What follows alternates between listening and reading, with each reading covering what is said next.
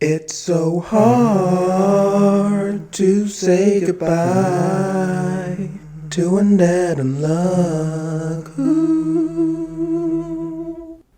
And I'll take with me the memories to be my sunshine after the rain. Yeah. It's so hard to say goodbye to Undead Unluck. Ooh. Hello, ladies and gentlemen. We are gathered here not to mourn, but to celebrate the life of a very underrated manga. Undead Unluck's life was cut short way too quickly, and its end of life was way too fast for a lot of us. But there's nothing we can do, so all we have left to do is review the final chapter. But anyway, I had to come do it right. The final manga chapter of Undead Unluck had to bust out the suit, doing it Tekken 1-on-1 style. 1-on-1, 101. Yeah, I had to treat my series Undead Unluck with a bit of respect. My first series that I'm actually reviewed, and I've reviewed it to completion. I remember almost about a year ago, I said I'm going to review it every single week until it finishes. I'm glad in some ways that it finished so quickly because, keeping up with that commitment. But I will still try and release a video weekly. What kind of content will I be doing? Probably some more reviews. I've got to think of what I want to review. Really want to review One Piece, but I just want to be better at reviewing before I review One Piece because I actually really care about it. So I'm thinking Boruto, but that's monthly. But I don't have to get into it now. This day is about Undead Unluck. And it's finally come to an end at chapter 239. So we get this beautiful double page spread of Andy and Fuuko getting ready for their wedding. This isn't actually what happens. Actually, it kind of is, but I'm just thinking on Fuuko end because when we see later on in the chapter for her to get to her wedding, it's kind of a rush job. It looks like something that would actually have happened on the helicopter there. But yeah, we get a nice double spray spread. We get the groom with all the guys, and then Fuuko on the left with all the girls, and Gina's like, is it Gina or Tatiana? It's Tatiana. She's getting some payback because I'm pretty sure there was one time in the arc when we went to pick up Tatiana that Fuuko had to really tie her corset really tight. And yeah, so it's a bit of payback from Tatiana for Fuuko on that. And they're looking quite dapper. The guys are a lot more chill with Andy, not roughhousing him as much, which is kind of a interesting juxtaposition. Usually the guys are the roughhouses, but you know, Undead Unluck likes to subvert the narrative, the typical. You know what I mean? So yeah, always doing something different. Undead Unluck is. But yeah, this is a very nice color page. And actually, one thing I noticed is Creed didn't always have a beard, did he? Because yeah, Creed looks like he's grown out his beard. And you know what? I see Victor in the back. I was gonna go touch on this later, but Victor looks his head looks flatter. I don't know if it used to stick up more. I gotta check back. I feel like his head used to stick up more, but he's like all chill and mellowed out now, I guess. He's not undead anymore. So into the chapter, Julia's acting all panic, saying something could have happened to Fuko and Andy, and it kind of just turns out they are running late to their own wedding, as we'll find out. But so something interesting that happens throughout the chapter is we get title boxes for everyone. In the last chapter, I was talking about, oh, it would have been cool to see what everyone's dream is. But we basically get that in this chapter because we just get to, in the title boxes, it just tells us what everyone's currently doing, and we can assume that's what their dream is. So Julia, for example, is a fencing pro, and she was actually left in charge of all the union's investments by Fuuko. So Fuuko just kind of dumped that all on her. But I guess Julia is the original leader, so she probably understands more about the investment things than Fuuko does, and would have a better mindset on how to tackle a lot of these issues. She's probably been in the business world way longer than Fuuko, like 100 loops longer. So yeah, it makes sense for Fuuko to hand it off to her. And Victor's actually just a sports trainer, and he helps out with Julia and Void, it says. And we'll come to find out later that Void is currently like the world champion boxer. I think that's how you say it, world champion. Yeah, champion of the world, whatever. Yeah, he's that guy, and he doesn't plan to retire until someone beats him. That's skipping ahead a bit, but yeah, Victor, just a really simple job, just a sports trainer. I guess he all he really cares about is Jewiz. He didn't really have that many other passions other than trying to defeat God. So yeah, like even Julia had her fencing and she went fencing pro with that. So like Victor's dream is just simple, just be with his woman. I can respect that. I can respect that.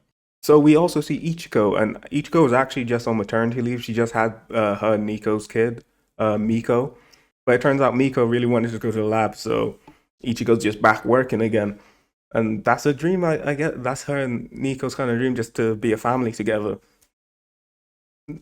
All these guys have pretty simple. Void is actually like the typical, like, I want to be the best boxer in the world kind of dream. Everyone is kind of simple with it.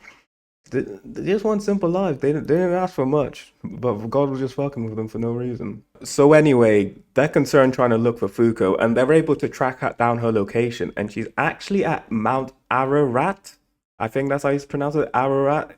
Yeah, Mount Ararat, which is actually a volcano in Turkey. I think it's dormant. I just did a quick Google search, but yeah, it's actually a volcano. So if her title box says she's just become an adventurer, and Gina is a painter and also Fuuko's attendant. So they get to stay together. Gina achieved her dream of being a painter, and Fuuko, her dream is just to adventure the world as she is now. She wants to see everything for herself, and I can respect that. I kind of want to do that, but I don't know about climbing mountains and stuff. I think I just kind of want to see every city in the world. Maybe not not everything in the world. I do want to see some like nice scenic views. The Northern Lights would be nice to see as well. Yeah, there's stuff I'd want to see. Now we move on to see what our man Andy is doing, and he's a part of a developing country support group called WIND, and it's actually sponsored by Fuuko herself, and he's a part of it with Rip and Nico. Nico actually still has his sphere science things. So I was thinking with Nico, basically, he doesn't really get much of a power down. He could just uh, remember less. But then that's not really much of a power down. He can take notes and whatnot. He can recall his memory if he really wants. But yeah, his main source of power was his science tech, and he kind of still has that. Nico might be one of the strongest in the verse right now after the fact of all the negation abilities gone. Because those spheres are pretty ridiculous. They're pretty fast. They can do the laser thing. They can shoot out smoke. So I'm thinking chemicals that can knock you out. They can probably spew out knocking gas and whatnot. I'm pretty sure didn't it form lava or something, or a coolant to stop lava? Yeah, those science spheres are insane, and yeah, Nico still has those. Rip's obviously the medic, and Nico's the science guy, and and what they're doing right now is providing water to this, uh, I don't know, uh, the developing country. Yeah, I guess, yeah, they're delivering water to this developing country. And actually, we first see Andy roughhousing some guys because they tried to steal some stuff from him. And they didn't even know what they were stealing. They were just really poor and in need of money for food, probably.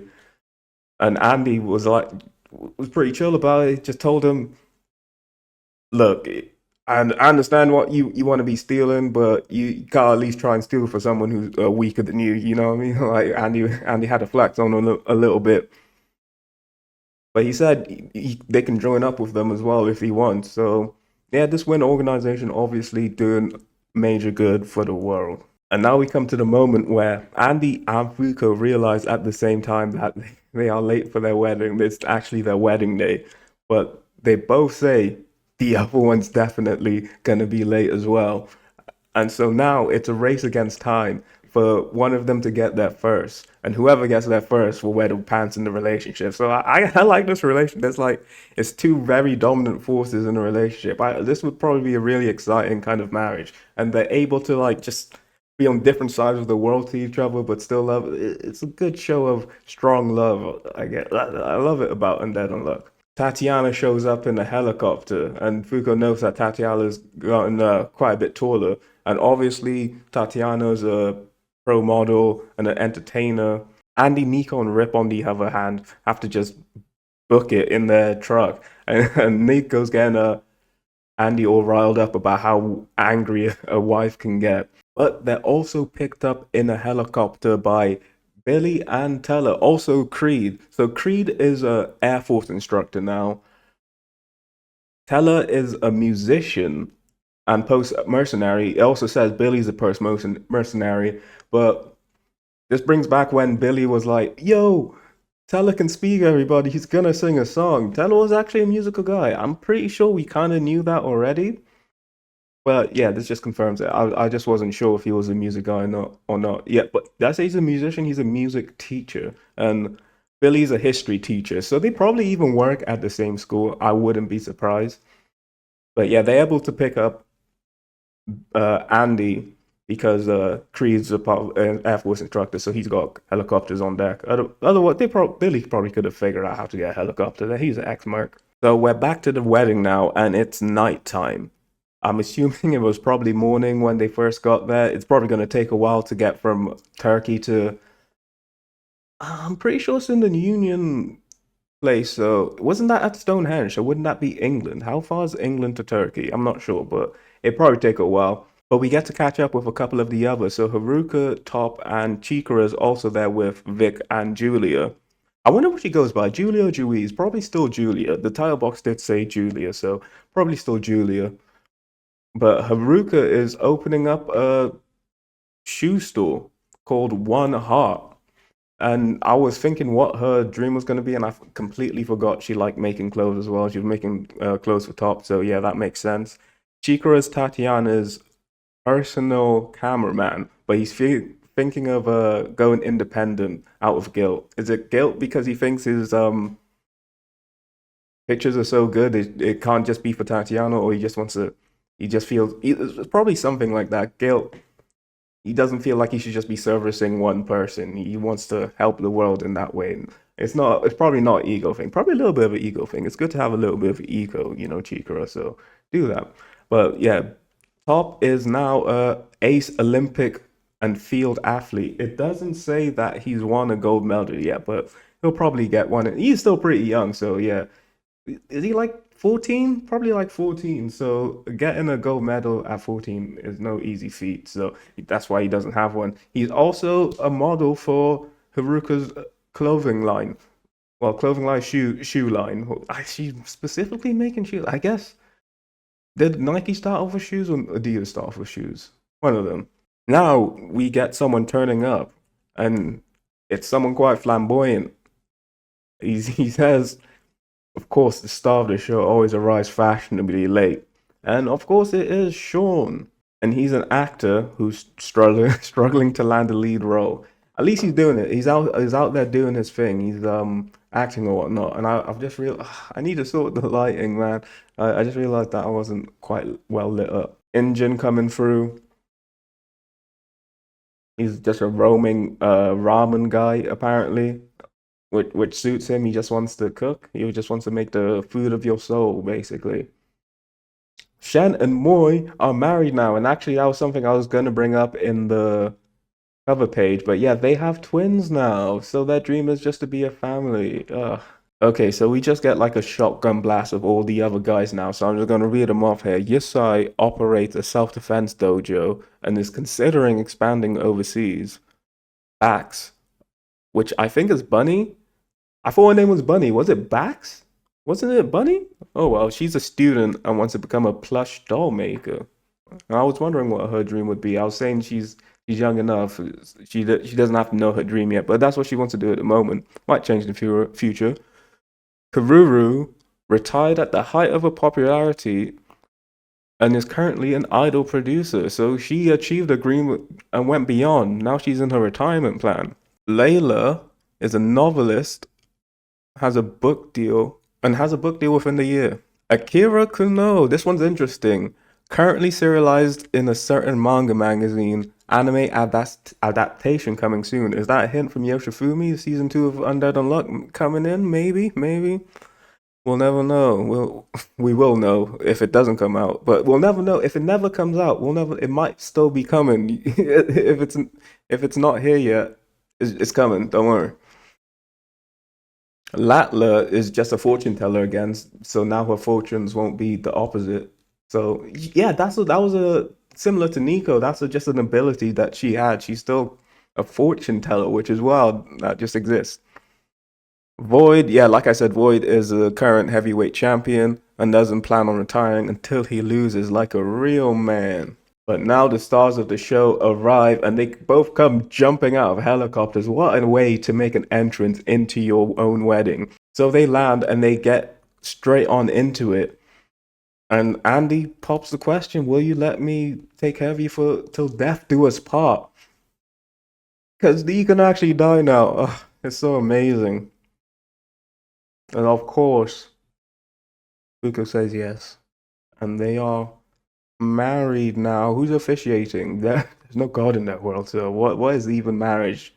What is just a sign at this point now? It's just a symbol of something. I guess it's still legally binding. They're gonna get cheaper rates of mortgages or whatnot. I think that's what married people get, right?